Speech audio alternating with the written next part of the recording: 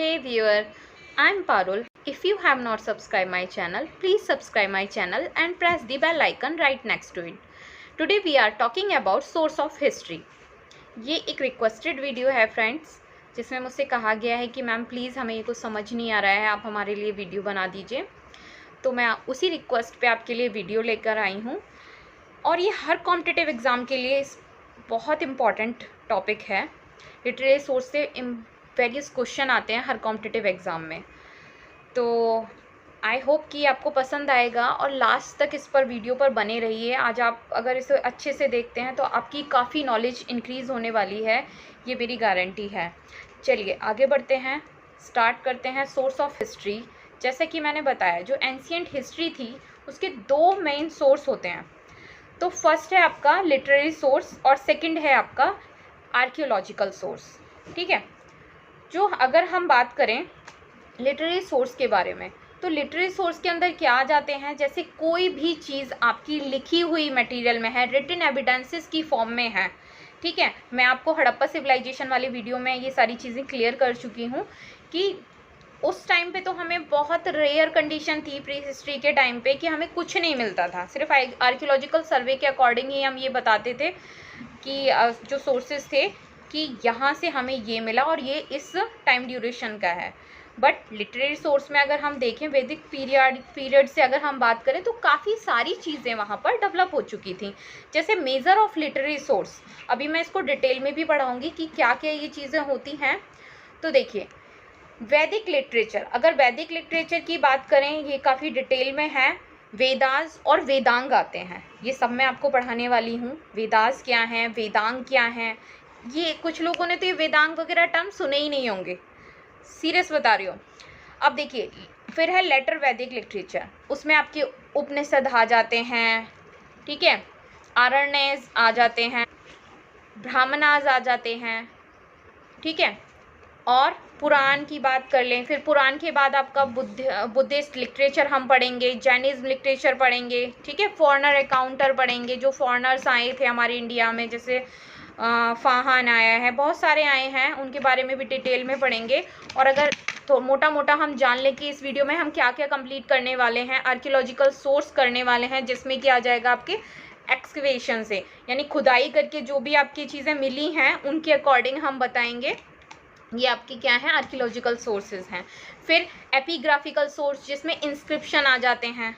ठीक है, जो लिखावट आपकी लिखी हुई है, जैसे पुराने टाइम में क्या करते थे, जो राजा महाराजा हुआ करते थे, मुझे कोई आदेश देना है, सपोज करो मैं कोई, ठीक है ना, कहीं की क्वीन हूँ, मैंने अपनी प्रजा को आदेश दे दिया, मानने में क्या जाता है, ठीक है, अपनी प्रजा को आदेश दे दिया कि आपको ये करना है, तो वो ऐसा नहीं हर पर्टिकुलर बंदे को जाकर बोलेंगे, वहाँ पर एक बड़े से पत्थर पर लिखवा दिया कि ये ऐसे हमने यहाँ पे इस बैटल में ये सारी चीज़ें जीती हैं और आपको ये सारे नियम रूल फॉलो करने हैं। ठीक है, फिर है आपका नमेस्टिक सोर्सेज, यानी कॉइन वगैरह से रिलेटेड, जो कॉइन की स्टडी करके हम बताते हैं, वो आर्कियोलॉजिकल सोर्स में आते हैं कि उस जमाने का रहा होगा।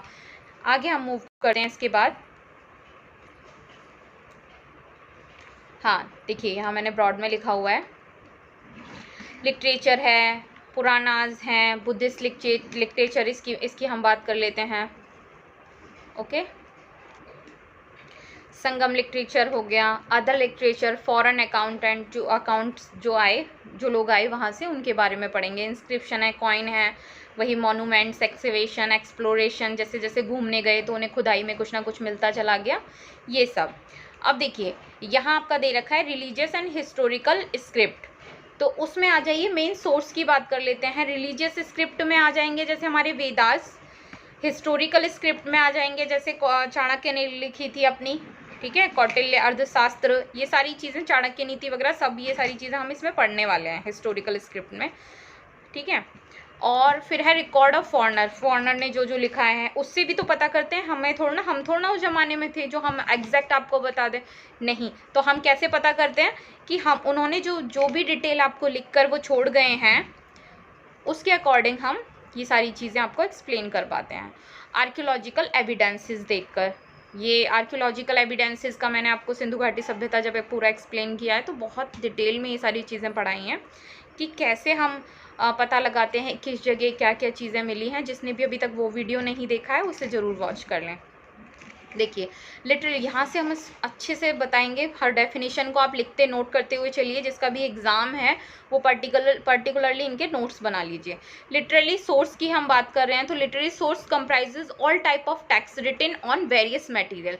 अब यहाँ आप देख रहे हैं जो लिटरली सोर्स हैं उसमें हर टाइप के मटेरियल पर, देखो यहाँ पर आपको बार्क पत्तों पर लिख देते थे, है ना, एक टाइप का मटेरियल होता था, लकड़ी की बार्क पर लिख देते थे। Our ancestor wrote a birch of bark and palm leaf पर लिखा जाता था, भोजपत्र बोला जाता था जिन्हें। ये यहाँ से क्वेश्चन आ जाता है कि एंसेस्टर हमारे किस चीज़ पर लिखा करते थे, तो वो पाम लीफ पर लिखा करते थे, बार्क पर लिखा करते थे, ठीक है। जो पेड़ की खाल होती है ना, छाल जिसे बोलते हैं, वो बार्क होता है। ओके, साइंस वाले बच्चे अच्छे से जानते हैं इस चीज़ को। Literary source inform us about political, social, economical, religious and cultural life of our ancestor. क्या बता रहे हैं हम? लिटरेरी सोर्स के अंदर आपको पॉलिटिकल, सोशल, इकोनॉमिकल, रिलीजियस और कल्चरल लाइफ के बारे में एंसेस्टर का कैसा रहा होगा, ये सारी चीज़ें वो क्लियर करता है। अब इसके बाद हम बात कर लेते हैं, देखिए रिलीजियस और हिस्टोरिकल बुक, इनको हम इस लिस्ट को हम ध्यान से पढ़ेंगे। इस लिस्ट को पढ़ने का मेन मोटिव यही है कि आपको सारी चीज़ें पता हों। ये एक एक करके मैं कंप्लीट कराने की पूरी कोशिश करूँगी। यही है आपका रिलीजियस से जितनी भी स्क्रिप्ट हैं वो सब के बारे में। जैसे वेदास हैं, सबसे 1 नंबर पे आपका आता है वेदास। उसके बाद आए ब्राह्मण स्क्रिप्ट, ये वेदों का ही पार्ट है और इन्हीं को थोड़ा और अच्छे से लिख कर लोगों को अच्छे से समझ में आए कि हर एक टाइप का वो बना दिया गया है, ठीक है, ग्रुप बना दिया है, बुक बना दी है, स्क्रिप्ट की फॉर्म में उन्हें लिख दिया गया है। फिर पुराण हो गए, पुराणास, ठीक है। फिर वेदांग हैं, उपनिषद हैं, ठीक। उसके बाद है आपका स्मृति ग्रंथ हैं, धर्म सूत्र हैं, अरण्य हैं, जैन साहित्य है, बौद्ध साहित्य है। अब ऊपर से वेदा से लेके आपका अरण्य तक ये आपके वैदिक लिटरेचर का पार्ट है। क्वेश्चन यहाँ से अकर हो जाता है, कितने पार्ट हैं उसमें? टोटल 8 हैं। फिर जैन लिटरेचर अपना अलग है और बुद्धिज्म का लिटरेचर आपका अलग है। अब हिस्टोरिकल स्क्रिप्ट की बात कर लें तो अर्थशास्त्र के जो बोले जाते हैं वो कौन है? कौटिल्य हैं। राजतरंगिणी, यहाँ से क्वेश्चन बन जाता है किसने लिखी? बहुत बार आया हुआ क्वेश्चन है, मोस्ट इम्पॉर्टेंट लगा लीजिए फ्रेंड, इस पे मोस्ट इम्पॉर्टेंट लिख लीजिए इसे। राजतरंगिणी कल्हड़ ने लिखी है आपकी। चचनामा अली अहमद हैं। अष्टाध्यायी वेरी इंपॉर्टेंट अगेन, आप बहुत सारे कॉम्पिटिटिव एग्जाम में आया हुआ इस क्वेश्चन को देखेंगे, पाणिनि। ओके, गार्गी संहिता, कात्यायन, महाभाव्य ये है आपकी पतंजलि। महाभाष्य होगा ये, ठीक है, महाभाष्य आपका पतंजलि, थोड़ा ब्लर हो रहा है। तो आप इन सारी चीज़ों को, आपको मैंने क्या क्या बताया है रिवाइज कर लेते हैं एक बार। रिलीजियस और हिस्टोरिकल बुक और जिसमें वेदा आ जाते हैं, ब्राह्मण स्क्रिप्ट आ जाती है, पुराण, वेदांग, उपनिषद, स्मृति स्क्रिप्ट, धर्मसूत्र, अरण्य, ये सारे क्या हो गए? आपके वैदिक लिटरेचर का पार्ट हो गए। उसके बाद आ जाते हैं जैनिज्म और बौद्धिज्म, ये आपके रिलीजियस स्क्रिप्ट का पार्ट ही हैं। टोटल मिला के 10 हैं। फिर अगर हम हिस्टोरिकल स्क्रिप्ट की बात करें तो इसमें अर्थशास्त्र कौटिल्य ने लिखी है, राजतरंगिणी कल्हड़ ने लिखी है, चचनामा अली अहमद ने लिखी है, अष्टाध्यायी पाणिनि ने लिखी है और गार्गी संहिता आपका कात्यायन ने लिखी है, महाभाष्य पतंजलि इसके राइटर हैं, ठीक है ना। तो ये सारी चीज़ें यहाँ से इंपॉर्टेंट क्वेश्चन बन जाते हैं, इन्हें अच्छे से याद कीजिए। जैसे मैंने अभी लिटरेचर सोर्स, आई होप ना भूलें आप, लिटरेचरी सोर्स की डेफिनेशन आप दीजिए अगर आपसे रिटन में पूछा जा रहा है। ओके, तो वो क्या मैंने बताया, all type of text written on a various material. अब आपको मैंने बता ही दिया कौन कौन से मटेरियल पर लिखी जाती है, बार्क पर लिखी जाती है, पाम लीफ पर लिखी जाती है। नेक्स्ट हम मूव कर लेते हैं फर्स्ट टॉपिक जो इसमें था आपका वेदास, रिलीजियस स्क्रिप्ट में। वेदास क्या है? वेदास की जो डिस्कवरी की, यानी भारत का सर्वप्राचीन धर्म ग्रंथ है वेद। हमारा जो हिंदुज़्म में माना जाता है, सबसे मेन किसको माना जाता है? हमारे वेदास को। कितने अभी हम पढ़ेंगे? टोटल 4 वेद हैं, बचपन से हम पढ़ते आ रहे हैं इसके बारे में। ओल्डेस्ट स्क्रिप्ट हैं हमारे वेदास और इनके जो जिन्होंने इसे लिखा था, कंपाइलेटर कौन है? महर्षि कृष्ण द्वैपायन वेदव्यास। नॉर्मली लोगों को इनका फुल नेम नहीं पता होता है, सिर्फ वेदव्यास बोल के छोड़ देते हैं। अगर आपसे एमसीक्यू में पूछ लिया जाए इनका फुल नेम क्या है, तो महर्षि कृष्ण द्वैपायन वेदव्यास याद रखेंगे। आपके कितने वेद हैं टोटल? आपके वेद हैं 4। कौन कौन से? ऋग्वेद, यजुर्वेद, सामवेद और अर्थवेद। क्लियर है इतनी बात? कितने वेद हैं आपके? 4। ये तो आप नहीं भूलने वाले। अब देखिए ऋग्वेद में क्या बताया गया है? Knowledge of hymns of praise.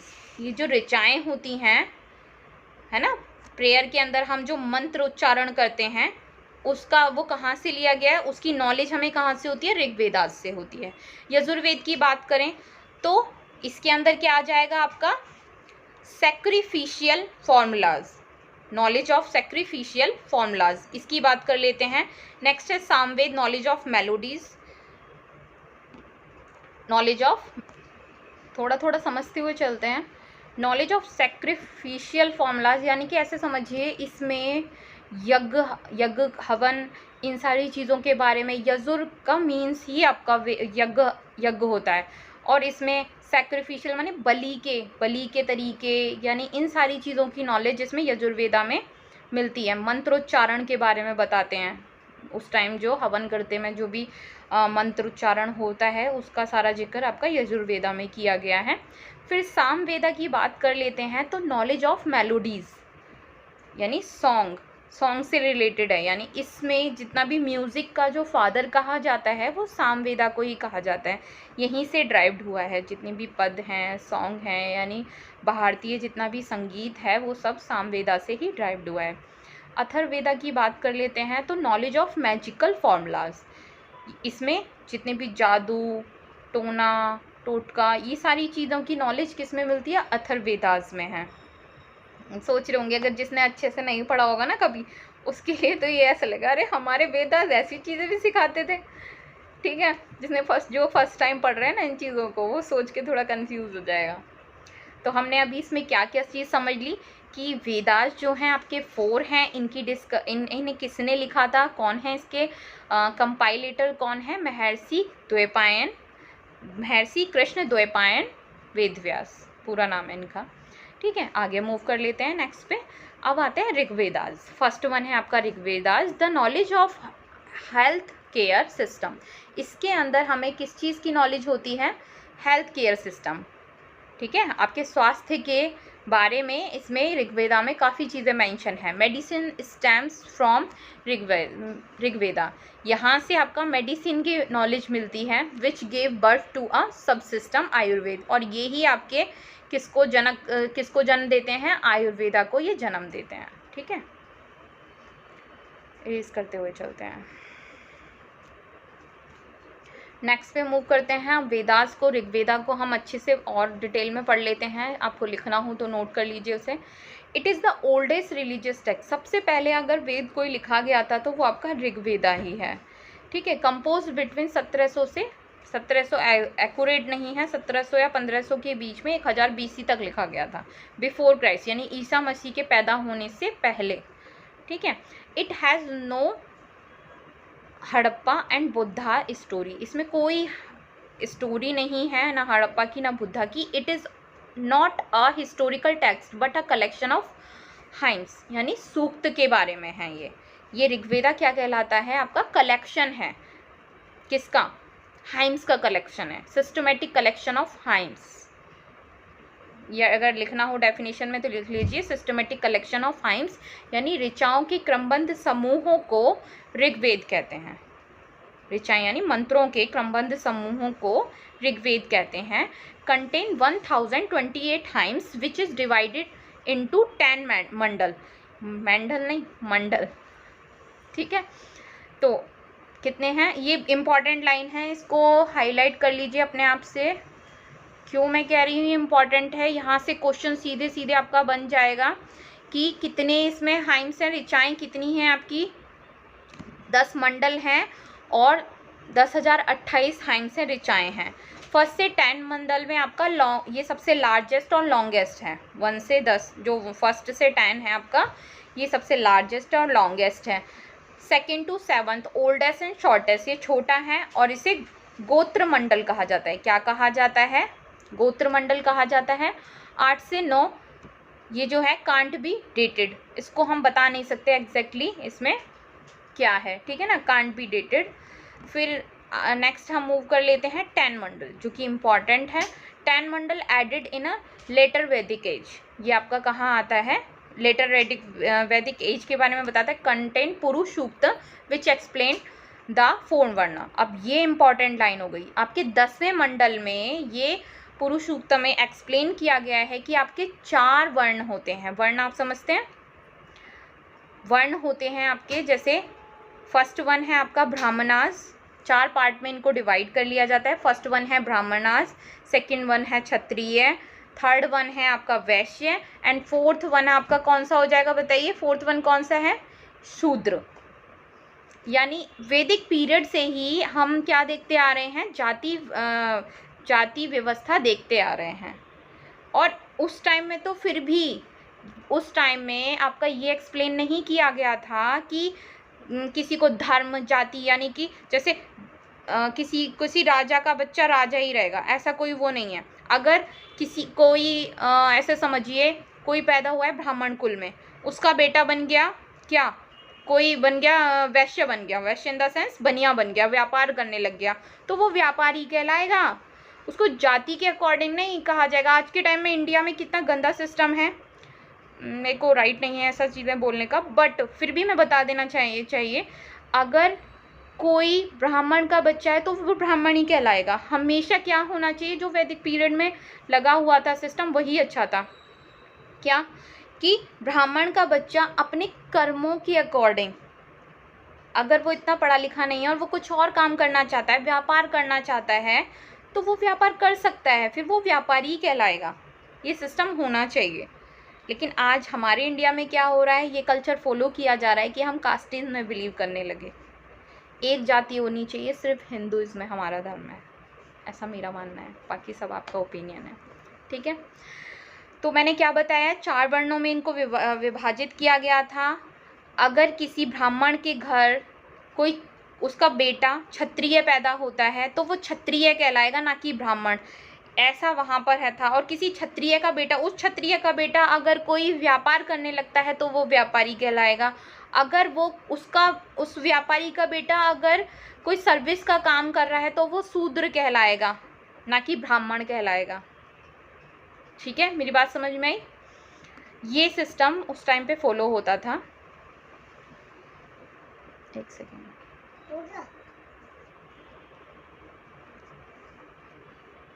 The famous Gayatri मंत्र इज इन ऋग्वेद मंडल 3। ऋग्वेद के यानी विश्वामित्र द्वारा लिखा हुआ है। और आपको मैं एक अच्छी बात बता देना चाहती हूँ जो काफ़ी सारे लोगों को नहीं पता होगी, क्या कि जो ऋग्वेदास थे उसमें जो गायत्री मंत्र का जिक्र किया गया है, आपको भी नहीं पता होगा। जैसे विश्वामित्र जी थे, अगर आप कभी आपने दुर्गा सप्तशती पढ़ी हो तो उसमें साफ साफ लिखा हुआ है कि गायत्री मंत्र बहुत पावरफुल मंत्र था, है अभी भी, लेकिन उसको वो कीलक कर गए क्योंकि लोग बाग उससे काफ़ी सारी चीज़ें सिद्ध कर लेते थे। अपनी जो भी इच्छा थी, विश थी, वो मांग लिया करते थे गायत्री मंत्र की हेल्प से। तो विश्वामित्र जी ने उसको कीलक कर दिया, उसको बांध दिया। कीलक का मीन्स होता है बांध दिया कुछ मंत्रोच्चारण के द्वारा, ठीक है, ताकि कोई बुरे से बुरा इंसान इसको सिद्ध ना कर सके, वो अपनी विषय इससे पूरी ना करवा सके। लेकिन इसको खोलने का भी तरीका है। एनीवेज, इस पर बात नहीं करते, मैं सिर्फ एक इंटरेस्टिंग सा एक पॉइंट आपको समझाना चाहती थी। Each mandal consist suktas which are basically eulogies, ठीक है। इसमें मंडलास जो हैं उसमें सूक्त आते हैं। First word of Rigveda is अग्नि। जो फर्स्ट वर्ड है ऋग्वेदा का वो क्या है? अग्नि है, जिसमें अग्नि देवता को उसको पूजा गया है, अग्नि देवता पूजा गया है। 9 मंडल में आपका वो सोम देवता के लिए, यानी सोम किसको डिनोट करता है? चंद्रमा को भी डिनोट करता है। और सूर्य भगवान, इसमें डायरेक्ट उनका नाम नहीं लिया गया, लेकिन चंद्रमा को डिनोट करता है, ठीक है। Sukta origin of the universe is the 10th mandal. ये किसके ओरिजिन के बारे में बताता है? ये जो है आपका सूक्त, ये बताता है ओरिजिन ऑफ यूनिवर्स। ये 10th मंडल में शो किया गया है आपका। नेक्स्ट हम बात कर लेते हैं फ्रेंड्स हस्तलिखित ऋचाओं का वर्णन, जो कि आपको 8वें मंडल में देखने को मिलता है।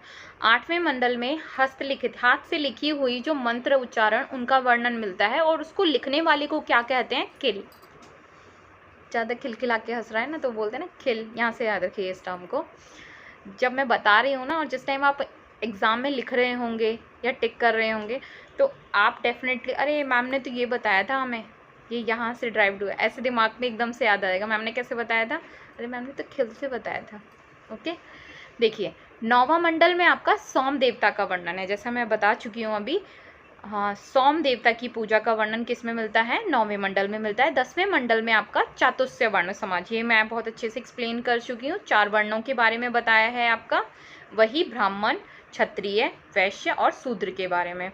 और देखिए इनके कर्तव्यों के बारे में धर्म सूत्र में इसका वर्णन किया गया है। किस में किया गया? धर्म सूत्र में इनके कर्तव्यों का वर्णन बताया ना अभी मैंने, कि ब्राह्मण का बेटा व्यापारी भी बन सकता है, वो व्यापारी ही कहलाएगा, फिर ब्राह्मण नहीं कहलाएगा। ओके, ऐसा माना जाता था जो ज़्यादा पढ़ लिख गया, जो ज़्यादा पढ़ा लिखा है, वो ब्राह्मण था उस टाइम में। क्षत्रिय जो डिफेंस में चला गया आपका, वो क्या है? आपका क्षत्रिय है। वैश्य जो व्यापार करने लग गया, वो व्यापारी है। और जो सर्विस दे रहा है, वो सब किस में आ जाएगा? वो शूद्र में चला गया। ठीक है, नेक्स्ट मूव करते हैं। Samaveda. Samaveda, it is the collection of melodies and chant. It is also called the book of song. मैंने आप बताया सामवेदा, ऐसा मधुर संगीत जो मन को मोह ले। ठीक है ना, ये बुक ऑफ सॉन्ग है। इसमें सारे के सारे रचनाएं लिखी हुई हैं, पद की फॉर्म में लिखी हुई हैं, गाकर। पद मतलब जिनको गाकर बोला जा सके। It is basically the word of Rigveda put to music. It collect about 1900 verses. If Rigveda is a word, the Samveda is a song. वही जो मैंने बताया आपको कि सामवेद जो ड्राइव्ड हुआ है वो सॉन्ग से, साम का अर्थ है आपका, वो है सॉन्ग से, यानी गान से। ठीक है ना, गान बोला जाता है। The collection of mostly taken from Rigveda, जो सॉन्ग कलेक्ट किए गए हैं वो कलेक्शन कहाँ से किया गया? ऋग्वेदा से किया गया है। 1549 और 1875 इसमें हाइम्स है, वही ऋचाएँ हैं, मंत्र हैं, है ना। इतने आपके सामवेद के अंदर मंत्र मिल जाते हैं।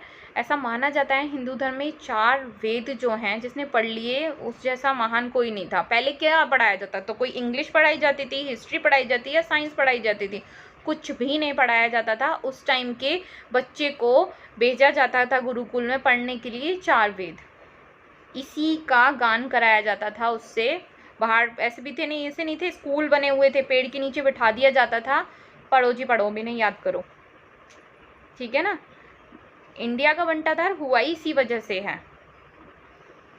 पहले की जो नॉलेज थी, मानते हैं कि मतलब बहुत ज़्यादा आपको साइंटिफिक नहीं जोड़ा गया था, लेकिन उस टाइम में इंसान खुश था, टीचर को टीचर समझा जाता था, स्टूडेंट की तरह। और ऐसे नहीं है, बहुत महान राजा हुए हैं, दूसरे लोग हम पे शासन नहीं कर सकते थे उस टाइम में। जो आपको मैं बता देती हूँ, मैकाले, यहाँ छोटा सा एक मैं समझाऊंगी आपको, वेदास की बात चल रही है तो मैकाले था। मैकाले एक ऐसा इंसान था, आप आगे हिस्ट्री में पढ़ेंगे, कि वो खुद कहता है कि जो यहाँ का जो ज्ञान है वो वहाँ की एक लाइब्रेरी के बराबर नहीं है। वो क्यों ऐसा कहता है? उन्हें पता था अंग्रेज़ों को कि इनका जो नॉलेज है, इन पे तभी शासन किया जा सकता है जब इनसे इनकी नॉलेज छीन ली जाएगी। आज के टाइम में ऐसे सब्जेक्ट को पढ़ने में लगा रहता है, पूरी ज़िंदगी निकल जाती है, उसी पे कमांड नहीं कर पाता। मानोगे एक सब्जेक्ट तो नहीं है आज के टाइम में पढ़ने के लिए, हज़ारों सब्जेक्ट लगा दिए। ठीक है, उस टाइम में भी होते थे, इनमें मेन ये 4 होते थे, इसके बाद इनकी ब्रांचेस होती थी, उनमें अपनी महारत हासिल करनी होती थी इंसान को। चलिए आगे मूव कर लेते हैं, बातें होती रहेंगी।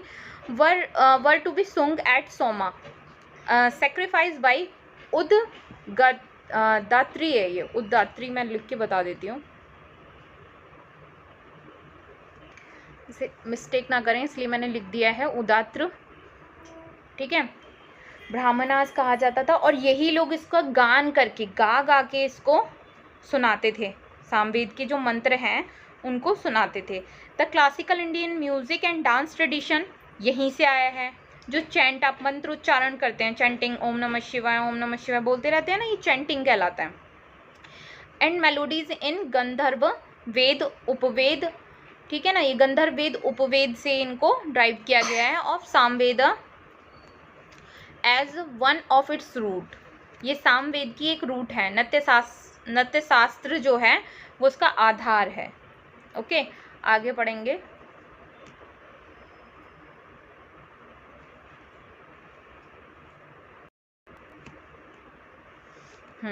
तो पहले यजुर्वेद खत्म करते हैं, उसके बाद आगे बढ़ेंगे। Yajurveda is an ancient Hindu sculpture devoted to the worship of god. इसमें हमें क्या सिखाया जाता है यजुर्वेद में? यजुर का मीन्स मैंने बताया हुआ है कि यजुर माने यज्ञ, है ना, वर्शिप करना, भगवान गॉड की प्रे करना, ठीक है। It is describe the way in which religious ritual and sacred ceremony are performed. जितने भी पवित्र धार्मिक कार्यक्रम होते हैं उन सब का रिचुअल्स में या फिर कोई समारोह हो रहा है उन सब में इन मंत्रों का गान किया जाता था। वो दोनों, ये अकेला ऐसा वेद है जिसके अंतर्गत वेद में रिटन में भी है आपका, यानी पद में भी है और गद में भी, दोनों में इसका वर्णन मिलता है। दोनों के ही इसमें समाहित हैं, दोनों ही उसमें समाहित हैं। दोनों में इसको गा लिया जाता है, गद में भी और पद में भी, ठीक है। नेक्स्ट इट इज डिस्क्राइब, ये हो गया। उसके बाद है the name come from Sanskrit word. ये कहाँ से ड्राइव्ड हुआ है? ये वेदा सारे संस्कृत में लिखे गए हैं। यजुर्वेद का मीनिंग है आपका वर्शिप, वही पूजा करना, ठीक है, भगवान जी को मनाना है। मंत्र उच्चारण करते हैं ना कि आज भाई ये यज्ञ करते हैं और यज्ञ में ये सारी चीज़ें हम बोलते जाते हैं, स्वाहा बोलते जाते हैं ना। जितने भी उनका मीन्स अलग अलग होते हैं, हर वर्ड का मीनिंग अलग होता है। एंड वेदा मीनिंग नॉलेज, वेद का मीन्स है आपका नॉलेज प्रोवाइड करना, ठीक है। नेक्स्ट मूव कर लेते हैं। अथर्ववेद, ये सबसे लास्ट है Atharvaveda. It is the collection of 20 book containing hymns. इसमें 20 बुक्स का कलेक्शन है जिसमें ऋचाएँ हैं, चैंट है, स्पेल है, प्रेयर है। Involve issue such as healing of illness, यानी कैसे हम आपकी जो हील करें, जितने भी इश्यूज़ हैं उनको कैसे हील करें। कोई बीमार हो गया है तो उसे कैसे ठीक करें, प्रोलॉन्गिंग लाइफ, लंबी आयु के लिए। ब्लैक मैजिक, ऋग्वेद पढ़ा देंगे आपको, ब्लैक मैजिक के लिए। And ritual for removing melodies and anxiety, जिसको टेंशन वेंशन है वो इन सब कहते हैं ना, आओ बाबा के दरबार में आओ, आपकी सारी दुविधा दूर कर देंगे। ब्लैक मैजिक वाले और क्या करते हैं? यही तो करते हैं कि आपको टेंशन हो रही है, मुझे इस बात की चिंता है, मुझे हमेशा ही चिंता रहती है। तो वो सब चीज़ें किसके अंदर पढ़ाई जाती हैं? वो अथर्ववेद के अंदर आती हैं। It addresses the daily problem of वैदिक पीरियड। जो उस वैदिक लोगों की जितनी भी परेशानियां थीं उसको अथर्व ऋषि ने ही इसको लिखा है। मैं यहाँ पे मेंशन करना चाहूँगी किसने लिखा है इसको, अथर्व ऋषि ने लिखा है। और इसमें लोगों की डेली लाइफ की जो प्रॉब्लम थी उसका सॉल्यूशन इस अथर्ववेद में मिलता है। ऐसा माना जाता है जिसने हमारे 4 वेद पढ़ लिए उसकी लाइफ की सारी प्रॉब्लम सॉर्ट आउट हो जाएंगी। हर चीज़ का सॉल्यूशन इनमें लिखा हुआ है। आगे मूव करते हैं। अब वेदा वाला पॉइंट हमारा फिनिश हो गया। देखिए मैं आपको वापस से वहीं लेके चलती हूँ जो हमारी लिस्ट थी, मैं बार बार उसे आपको रिमाइंड कराऊंगी। वेदा के बाद हमने लिखा हुआ है वेदांग, क्योंकि नाम वेदांग जो बुकों में आपका मेंशन है डायरेक्टली वो किससे है आपका, वेद के बाद वेदांग पढ़ते हैं। तो वेदांग को हम आपको इस टाइम बताने वाले हैं। चलिए नाम तो देखिए, वेदांग मतलब वेद का अंग, नाम से पता चल रहा है। मैं हमेशा ड्राइव कराती हूँ वर्ड को, वेदांग। चलिए तो वेदांग क्या है? Vedanga are the science develop by great Maharshi. ये आपके महर्षि ने इनको दिया था, Maharshi of Bharat of understanding interpretation of Vedas. अब देखो काफ़ी लोग ऐसे हुआ करते थे उस टाइम में जो पूरा वेद नहीं पढ़ पाते थे। ओके, पूरा का पूरा वेद नहीं पढ़ पाते थे तो उसके लिए उन्हें क्या करना पड़ा? उसके लिए वो ये करते थे फ्रेंड्स कि वेदों को पढ़ने के लिए वो उनको छोटे छोटे पार्ट में डिवाइड कर लेते थे। आप जैसे शॉर्ट नोट बना लेते हैं ना, तो उन्होंने भी वेद के 4 वेदास के उन्होंने शॉर्ट नोट बना लिए, ऐसा मान लीजिए। तो उनको 6 पार्ट में डिवाइड किया, उन्होंने डिवाइड किया। जो कि क्या है, शिक्षा, कल्प, व्याकरण, निरुक्त, ज्योतिष और छंद। इनको याद करना है, शिक्षा ही बोलना है, एजुकेशन नहीं बोला जाएगा। क्या नहीं बोला जाएगा? शिक्षा, कल्प, व्याकरण, निरुक्त, ज्योतिष एंड छंद। 2-3 बार रिवाइज कीजिए, लर्न ही हो जाएगा ये।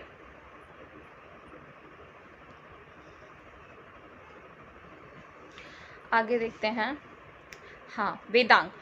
इसमें आपका व्याकरण जो है, व्याकरण के अंदर क्या आता है? व्याकरण के अंदर आपकी संस्कृत ग्रामर जो थी उसको एक्सप्लेन किया गया था वेदों की। जैसे होती है ना ग्रॉसरी, आपकी लास्ट एनसीईआरटी में देखिए, लास्ट में ग्रॉसरी दे रखी होती है, यानी इसमें जितने भी उसके ग्रामेटिकल वर्ड, सेंटेंसेस जो भी थे ना, उनका यहाँ पर व्याकरण में उसका मेंशन किया हुआ था। फिर आ जाइए शिक्षा।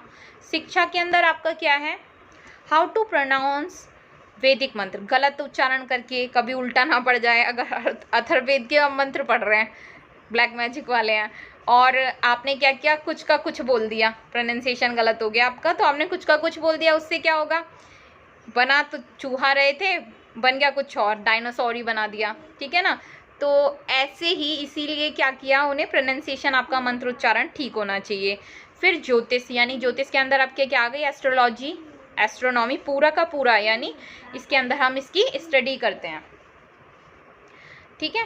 आगे है आपका निरुक्त। निरुक्त में आपका वैदिक डिक्शनरी है ये, ऑक्सफोर्ड नहीं है, उस टाइम की ऑक्सफोर्ड समझ लीजिए उसे। वेदों की जो डिक्शनरी है वो क्या है, आपका निरुक्त है। क्या है वो, निरुक्त। ओके। फिर है आपका चंदा। चंदा, पीरियोडिक स्टेंजाज। एक मिनट देख लेते हैं इसको। छंद है वो, चंद को हम, हाँ छंद है, मैं वही तो कह रही थी, चंद प्रोनाउंसिएशन है, CH आना था। तो ये है छंद। छंद क्या है, छंद आप बोलते हैं ना, छंद, रस, छंद, अलंकार, आप हिंदी में पढ़ते आ रहे हैं। तो वो जो छंद हैं वो क्या है, पोइट्रिक स्टेंजा हैं, छोटे छोटे स्टेंजा हैं पोइट्री के, उनको हमें पढ़ना होता है छंदों को। फिर है कल्पना सूत्र। कल्पना सूत्र में rule related to performance of Vedic religions. इसके अंदर क्या है, आपके वैदिक, आपके इसमें देखिए, इसमें ये बताया गया है जितने भी रूल से रिलेटेड, यानी धर्म से, वैदिक रिलीजियस से जुड़े, यानी धर्म से जुड़े जितने भी काम हैं, ठीक है ना, उनको लॉ में रहते हुए कैसे करना है। कोई काम हम करने जा रहे हैं, ये धर्म के अकॉर्डिंग है, रिलीजियस के अकॉर्डिंग है या नहीं है, ठीक कर रहे हैं या नहीं, वो सब किस में है, कल्पसूत्र में बताया गया है। ओके, एक बार मैं दोबारा रिवाइज कर देती हूँ। व्याकरण, व्याकरण के अंदर संस्कृत ग्रामर, शिक्षा, शिक्षा के अंदर वैदिक मंत्र को प्रोनाउंसिएशन, फिर ज्योतिष में एस्ट्रोलॉजी ज़्यादातर लोग जानते हैं। निरुक्त, निरुक्त क्या है, ऑक्सफोर्ड, ठीक है, ऑक्सफोर्ड यानी वैदिक डिक्शनरी हो गया। फिर छंद क्या है, जैसे पोइट्रिक स्टेंजाज हैं, और कल्पसूत्र के अंदर रूल्स हैं जो कि वैदिक रिलीजियस को की परफॉर्मेंस कैसे करनी है, ये सब इसमें बताया जाता है। ओके, तो फ्रेंड्स नेक्स्ट मूव कर लेते हैं पुराणास, यानी पुराण। इसे देख लीजिए आप। पुराण की अगर हम बात करें तो, एक सेकेंड देखिए, पुराण का जो नंबर है वो कितना है आपका, 18 है। कितना है, 18 है। और पुराण के अंदर ये भी क्या है, पुराण जो हैं आपके काफ़ी सारे हैं। 18 में आपका, आपने सुना होगा, बहुत सारी स्टोरियाँ पढ़ते हुए आ रहे हैं बहुत टाइम से, जैसे विष्णु पुराण, भगवान विष्णु का ये अवतार हुआ, मत्स्य अवतार हुआ, वाराह अवतार हुआ, ये सारी चीज़ें हमने मतलब श्री कृष्णा वगैरह सब में देखी हुई हैं, है ना। ज़्यादातर लोग इसके बारे में जानते हैं क्योंकि हम ये विजुलाइज, हम इमेज फॉर्मेशन से आपका पुराणास काफ़ी देखते हुए आ रहे हैं स्टार्टिंग से ही, ठीक है। तो हम सारे के सारे पुराण की डिटेल डेप्थ में नहीं जाएंगे, हम जो मेन है, मेजर हैं पुराण, उनके बारे में बात कर लेते हैं। क्रिएशन की बात कर लेते हैं। इसको किसने इनके बारे में किसने बताया हुआ है, तो क्रिएशन के बारे में लोमहर्षा और उनका ही बेटा कौन था, उग्रशर्वा, उग्रशर्वा, ठीक है ना। कौन है उनका बेटा, लोमहर्ष याद रखेंगे, और उनका बेटा है उग्रशर्वा। इन्होंने इसकी क्रिएशन की थी। तो inheritance is found only 7 Purana. Inheritance मतलब वंशावली जो मिलती है, उसका राजा का बेटा, उसका भी बेटा, मतलब वंशावली होती है ना, पहले तो ऐसा माना जाता था हम लोगों की भी वंशावली लिखी हुई होती थी हम, ठीक है ना। बना आपका कहाँ, इलाहाबाद चले जाओ या फिर ऐसी जगहों पर हमारी भी वंशावली मिल जाती थी, ठीक है।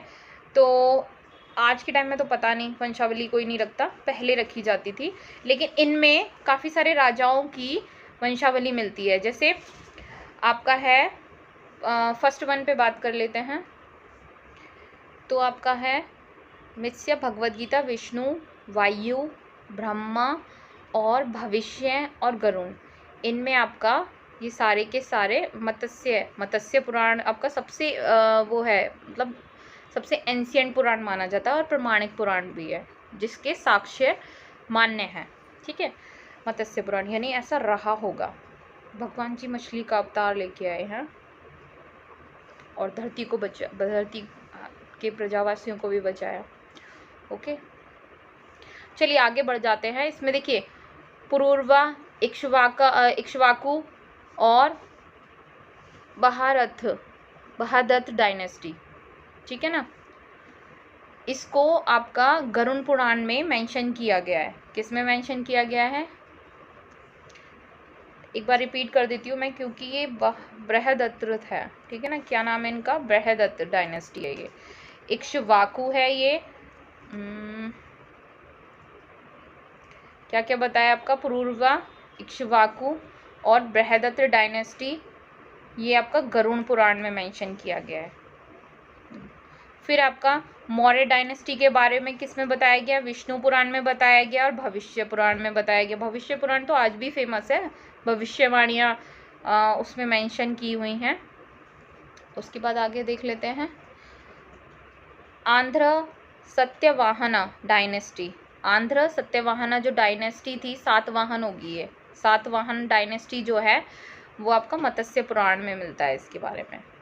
गुप्त डायनेस्टी के बारे में वायु पुराण में मिलता है। एक बार रिपीट कर लेते हैं क्या क्या मैंने बता दिया आपको। पुरूरवा, इक्ष्वाकु, बृहदत्त डायनेस्टी, इनके बारे में आपको गरुण पुराण में मिलता है। मौर्य डायनेस्टी आपका विष्णु पुराण में मिलता है, भविष्य पुराण में मिलता है। आंध्र और सातवाहन डायनेस्टी ये मत्स्य पुराण में मिलता है। और आपका गुप्त डायनेस्टी के बारे में वायु पुराण में मिलता है। सबने अपना अपना बांट रखा था, सबके बारे में थोड़ा थोड़ा डिटेल में आपको पढ़ने को मिल जाएगा, ठीक है ना। उनकी 7 पीढ़ियों का वर्णन, जैसे कुछ भी हो रहा है उनमें, तो उनकी 7 पीढ़ियों का या 8 पीढ़ियों का वर्णन इसमें मिल जाता है, देखने को मिलता है। आगे देख लेते हैं, से रेस कर लेते हैं एक बार, फिर बना ही रह जाता है कभी आगे पढ़ाना हो तो, ठीक है। अब है ब्राह्मण ग्रंथ। ब्राह्मण ग्रंथ उसमें मेंशन है, आप देखिएगा लिस्ट में, to explain the law of yajna and its action. ब्राह्मण ग्रंथ में क्या बताया गया है, किस नियम के आधार पर यज्ञ करना है, क्या क्या चीज़ देते हैं ना पंडित जी, अब ये ले लीजिए, अब वो ले लीजिए, वो सब किस में मिलता है, ब्राह्मण ग्रंथ में मिलता है। ये लोग उन्हीं को रीड आउट करते हैं, ठीक है ना। Their chief is render sacrifice, explain their method. इसमें सारे के सारे उनके क्या हैं, त्याग और जो भी उनके मेथड हैं उनके बारे में बताया गया है। बलि के टाइम पे भी यूज़ करते हैं ना इन सारी चीज़ों को, तो ब्राह्मण लोग करवाते थे ये काम पहले। ब्राह्मणा मीन्स सेक्रीफाइस, बलि देना, ठीक है, त्यागने से मतलब नहीं है यहाँ। Separate Brahmana text were written for each Veda. हर एक जो वेद है उसका अपना एक ब्राह्मण ग्रंथ लिखा हुआ है, अपना एक नहीं, एक से ज़्यादा भी है, अपने अपने ब्राह्मण ग्रंथ उन लोगों ने वेदा में लिखे हुए हैं। They are describe as follow, जो कि नीचे ऐसे हैं। अगर ऋग्वेद की बात कर लें तो ऋग्वेद में आपका अत्रिय और कौशिकी नाम ना बड़े महान हैं, बड़े थोड़ा सा कॉपरेट कीजिएगा। ऐत्रेय और कौशिकी, और ये है तैत्रीय होता है ना, सतपथ, ये बड़ा फेमस है, मैं आपको बता देना चाहती हूँ, बड़ा फेमस है सतपथ ब्राह्मण के नाम से जो है, ये यजुर्वेद में है। ऋग्वेद का कौन सा है, ऐत्रेय और कौशिकी, और तैत्रीय है, और सतपथ ब्राह्मण जो है वो यजुर्वेद का है। अद्भुता और जैमिनी आपका सामवेद का है। गौपथ ब्राह्मण अकेला किसका है, अथर्ववेद का है, ठीक है, ब्राह्मण ग्रंथ यहाँ से क्वेश्चन आते हैं फ्रेंड्स, मैं इसलिए कह रही हूँ, ये तो मोस्ट इम्पॉर्टेंट है। शतपथ ब्राह्मण के बारे में तो बहुत सारे एग्जाम में पूछा गया है।